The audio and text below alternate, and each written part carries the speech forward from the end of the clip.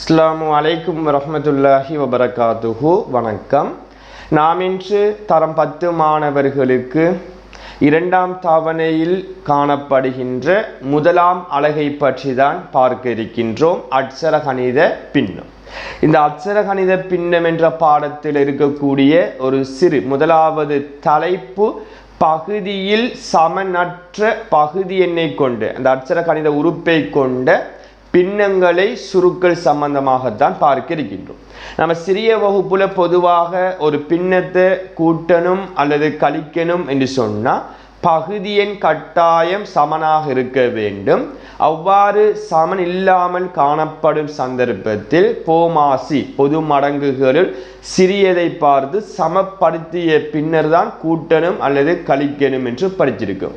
அதே போன்றுதாண்டா அட்சர கணித பின்னங்கள் வரும்போதும் பகுதி எண் சமனாக இருக்க வேண்டும். அப்போ முதலாவது பின்னத்தை பார்த்தா எக்ஸில் 3 சக 3x 1 இருக்கு, பகுதி எண் சமன் இல்லை. அப்போ முதலாவது பாருங்க, தெரியாக்கணியம் இரண்டும் சமனாக இருக்கு. பெருமானத்தை பார்க்கும்போது 3 இருக்கு, இங்க 1 இருக்கு. அப்ப பெருமானத்தை மட்டும்தான் சமப்படுத்தணும். அப்ப உங்களுக்கு தெரியும் 1க்கும் 3க்கும் போமாசி 3. அப்ப 3 வரணும் வேண்டா. அப்ப 3ம் எக்ஸும் சேர்ந்து இதுல போமாசி 3x. அப்ப 3xங்கிறது ஆல்ரெடி செகண்ட் பின்னத்தில் இருக்கு, இவர்ல 3x இல்லை. அப்ப 3x உருவாக்கணும்டா 3ஆல மட்டும்தான் பெருக்கணும். பெருக்கும் போது 3x வரும். அப்ப மேலே 3ஆல பெருக்கும் போது 3x 9 சக 3x 1. இப்ப இரண்டினுடைய பகுதி என்னும் சமன். அப்ப ஒரு 3x போட்டீங்கன்னா 9 1 10. அப்ப 3x 10 என்ற விடை கிடைக்கும். இதே போன்று இவரை பார்த்தீங்க என்று சொன்னா தெரியாக்கணியமும் சமன் இல்லை, பெருமானமும் சமன் இல்லை.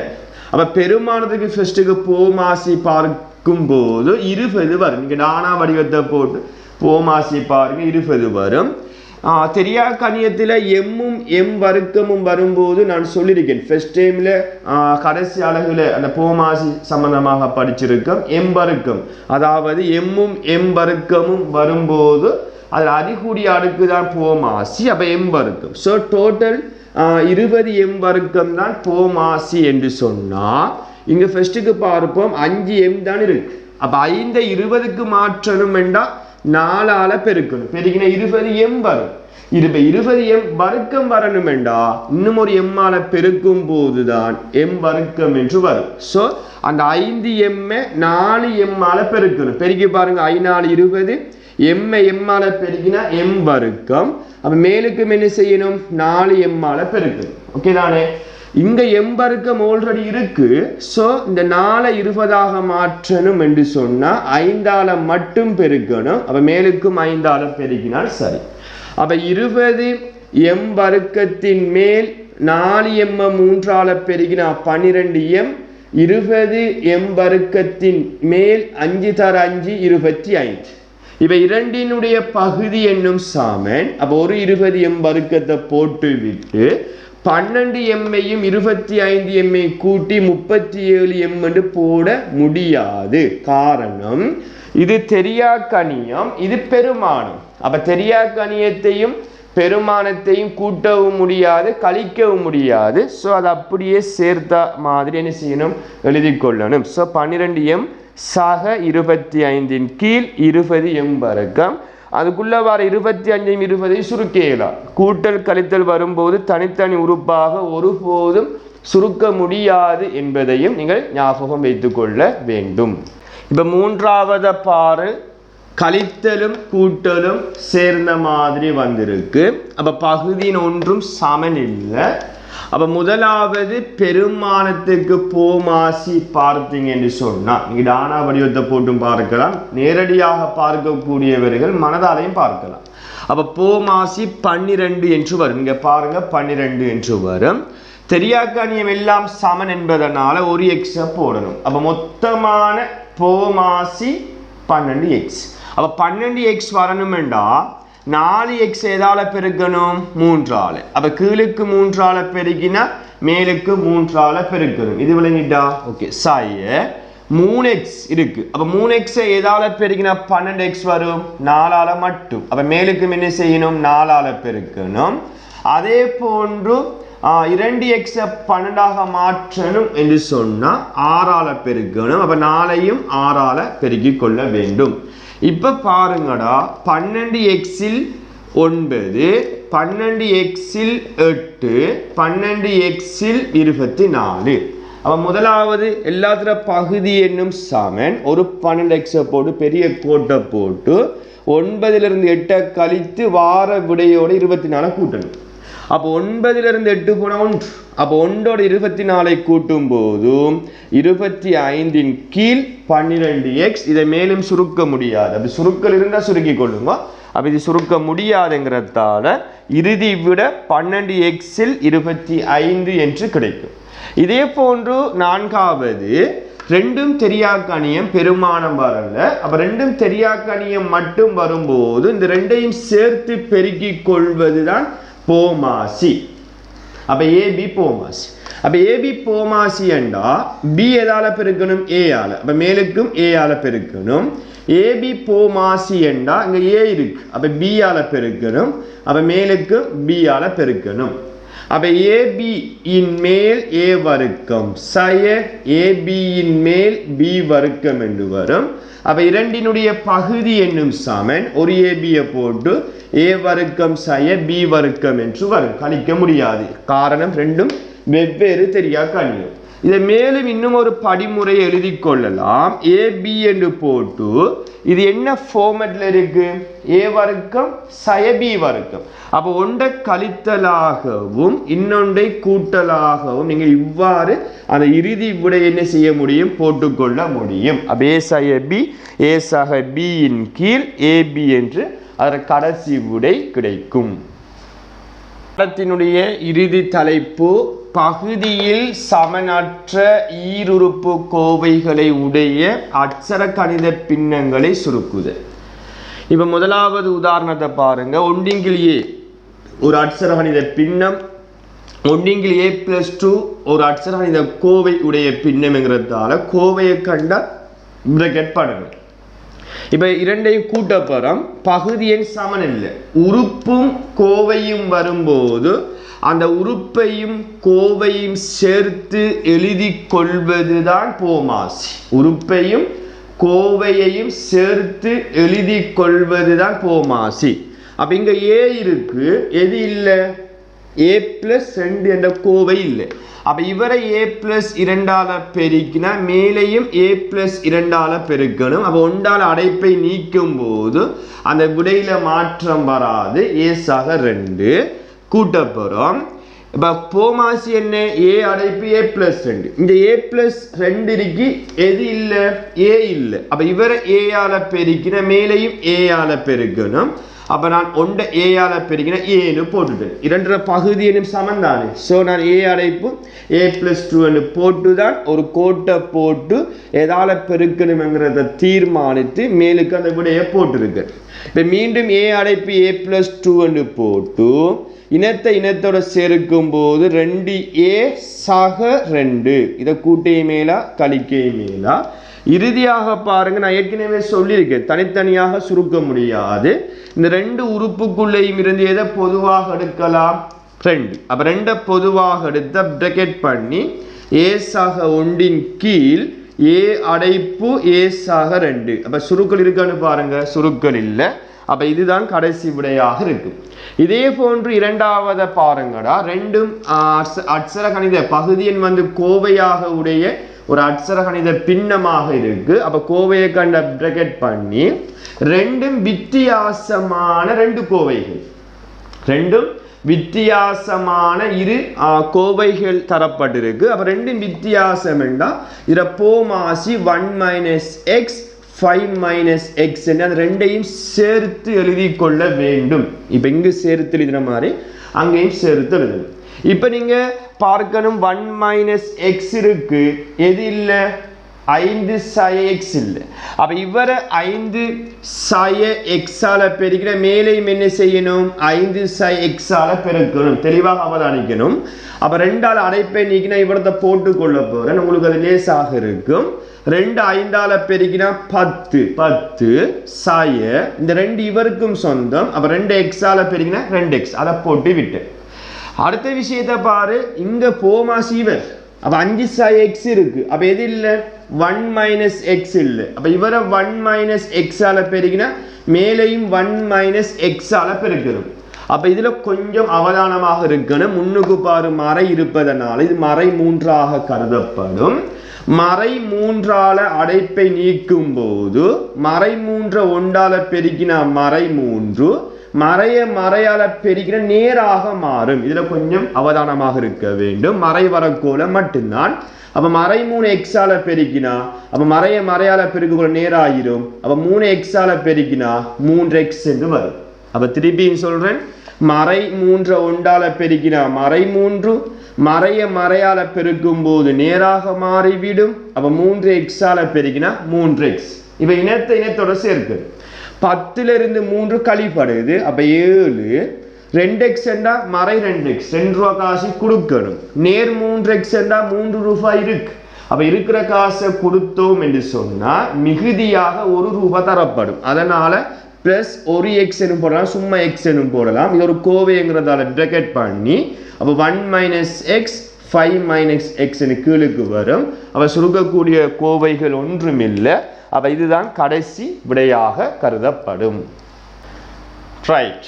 இப்ப மூன்றாவது உதாரணம் 3 கீழ் 2 அடைப்பு y² 2 சாக 2 கீழ் 3 அடைப்பு y² 2. இப்ப தெளிவாக பாரு, 2 கோவையும் சமன். அப்ப கோவை சமன். அப்ப போமாசி y² 2 தான் கோவைக்கு மட்டும். பெருமானம் சமன் இல்லை. அப்ப 2க்கும் 3க்கும் போமாசி 6. அப்ப மொத்தமான போமாசி 6 அடைப்பு y² 2ங்கிறத நான் போட்டு விட்டு பெரிய கோட்டையும் போறேன் மேலுக்கு. அப்ப பாருங்க, இதான் போமாசி. அப்ப கோவை y² 2 இங்கேயும் y² 2 இருக்கு. 6 வர வேண்டும் என்று சொன்ன இங்க 2 இருக்கு. அப்ப 2 எதால பெருக்கணும்? 6 வரணும் என்றா 3ஆல மட்டும் பெருக்கணும். அப்ப மேலே 3ஆல பெருக்கினா 3 தர 3 9 கூட்டல் அடையாளம். இப்ப இவரை செக் பண்ணுங்க, y² 2 இங்கேயும் y² 2 இருக்கு. ஆனா இங்க 6 இருக்கு, இங்க 3 இருக்கு. அப்ப 3 6ஆக மாற்றணும் என்றா 2ஆல பெருக்கணும். அப்ப மேலே 2ஆல பெருக்கும் போது அப்ப 2 2ஆல பெருக்கினா 4 என்று வரும். அப்ப 6 அடைப்பு y² 2 மறுபடியும் போட்டு 9 4 13. இப்ப 13 6 சுருக்கலாமா? இல்லை. காரணம் 13ங்கிறது 6 மடங்கு இல்லை. அப்ப இனி சுருக்க முடியாது. அப்ப கடைசி விடை 13 கீழ் 6 அடைப்பு y² 2 ஆக இருக்கும்.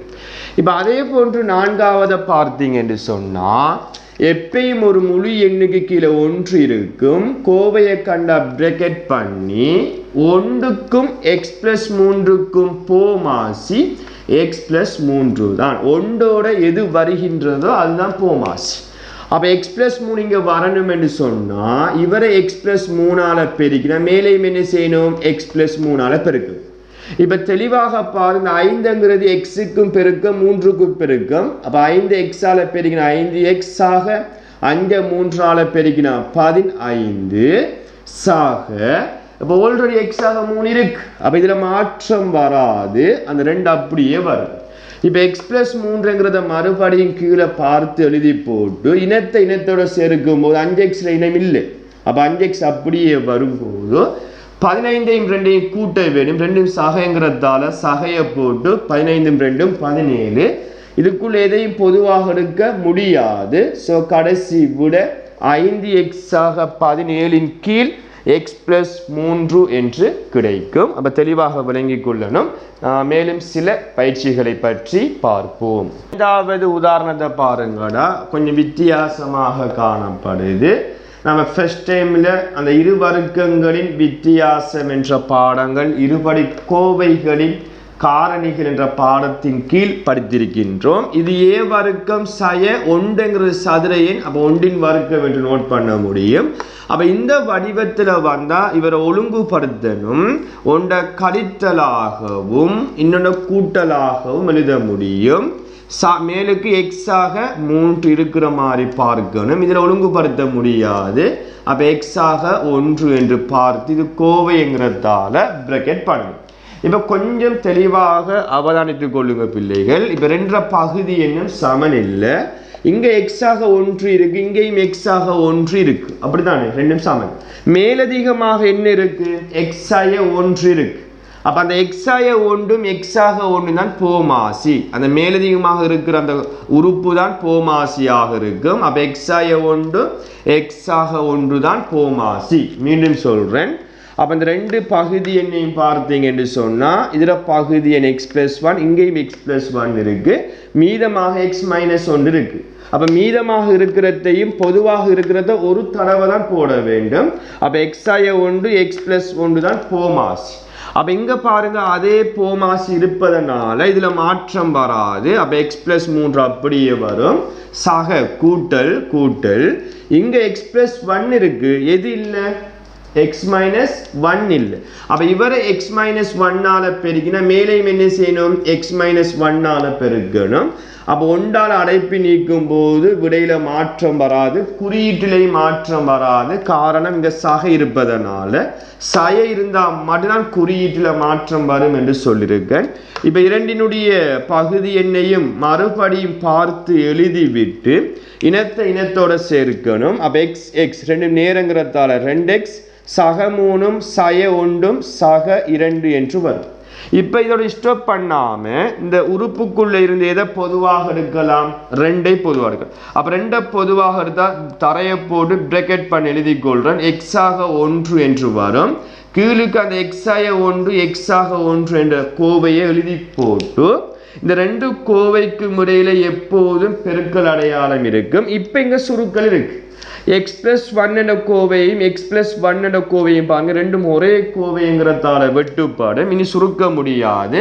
அப்ப கடைசி விடையாக 2ன் கீழ் x-1 எக்ஸாய 1 என்ற ஆன்சர் கிடைக்கும். இது கொஞ்சம் தெளிவாக அவதானிக்கக்கூடிய ஒரு பயிற்சி பிள்ளைகள். ஸோ தெளிவாக பார்க்கணும். இதே போன்று இந்த 6வது இறுதி உதாரணத்தை பாருங்க. 3 உறுப்பு இருபடி கோவை படிச்சிருக்க. 3 உறுப்பு வந்தால் நீங்கள் 4 உறுப்பாக மாற்றி அதை ஃபேக்டரியம் காரணியை மட்டும்தான் எழுதணும், செய்முறை எழுதுறதில்ல. ஸோ நான் நேரடியாக எழுத போகிறேன். நீங்கள் செய்து பார்த்து, தெரியாத மாணவர்கள் செய்து பார்த்து காரணியை மட்டும் போட்டுக்கொள்ளுங்க. இப்போ எக்ஸ் வர்க்கத்துக்கு முன்னுக்கு பெருமானம் 1 இருக்குது, இங்கே 2 இருக்குது. பெருக்கினா மறை 2 வரணும், கூட்டினா எக்ஸுக்கு முன்னுக்கு 1 இருக்குது, 1 இல்லாட்டி 1 இருக்குது. அப்போ 1 வரணும்னா எந்த காரணி பொருந்துமேங்கிறத பார்த்து அந்த 3 உறுப்பை 4 உறுப்பாக மாற்றி செய்து பார்க்க வேண்டும். நம்ம ஃபர்ஸ்ட் டைமில் படிச்சுட்டோம். ஸோ இதில் காரணி என்ன வரும் என்று சொன்னால் எக்ஸாக 2 எக்ஸாய 1 என்று வரும். செய்து பாருங்க, இதே காரணி வரும். அதே போன்று இவருக்கும் காரணி பார்க்கும் போது எக்ஸாய 3 எக்ஸாக 2 என்று அதில் ஃபேக்டரியம் காரணி வரும். சரியா? நீங்கள் செய்து பார்த்தா உங்களுக்கு விளங்கும். இப்போ இதில் பகுதியை சமன் இல்லை, ஆனால் இந்த கோவை இந்த 2 x+2 x+2 என்ற 2 கோவையும் சமன். ஏனைய கோவைகளை பார்க்கும்போது சற்று வித்தியாசமாக இருக்கு. அப்போ வித்தியாசமாக இருக்கிறதும் வரும், பொதுவாக இருக்கிறதும் வரும் என்பதுதான் போமாசி. அப்போ தெளிவாக விளங்கி கொள்ளுங்கடா. இப்போ போமாசி என்றா நான் ஓர்டரில் எழுதுறேன். எக்ஸாய 3 தனியாக இருக்கு, எக்ஸாய 1 தனியாக இருக்கார். ரெண்டும் பொதுவாக இருக்கிறதால அது ஒரு தடவை எழுத வேண்டும். ஸோ இதனுடைய மொத்தமான போமாசி எக்ஸாய 3 எக்ஸாய 1 எக்ஸாக 2 என்று வரும். தெளிவாக அவதானிக்கணும். இப்போ எப்படி தீர்மானிக்கிறேன்டா, இங்கே எக்ஸாக 2 இருக்கு, எக்ஸாய 1 இருக்கு. அப்போ எது போமாசில் இல்லை? போமாசில் இருக்கிறது இங்கே இல்லாமல் இருக்கு. எது இல்லாமல் இருக்குன்னு பார்க்கணும். பாருங்க, எக்ஸாக 2 எக்ஸாக 2 எக்ஸாய 1 எக்ஸாய 1 இருக்கு. எது இல்லை? எக்ஸாய 3. அப்போ இவரை எக்ஸாய 3ஆல் பெருக்கினா இடம் இல்லை, கீழே நோட் பண்ணுறேன். அப்போ மேலேயும் எக்ஸாய 3ஆல் பெருக்க வேண்டும். சரிதானே? இப்போ பெருக்கிக் கொள்வோமா? 3 எக்ஸால் பெருக்கினா 3x, 3 சய 3ஆல் பெருக்கினா சய 9. அது முடிஞ்சு. இப்போ பாருங்க, அடுத்த விஷயத்தை பாரு.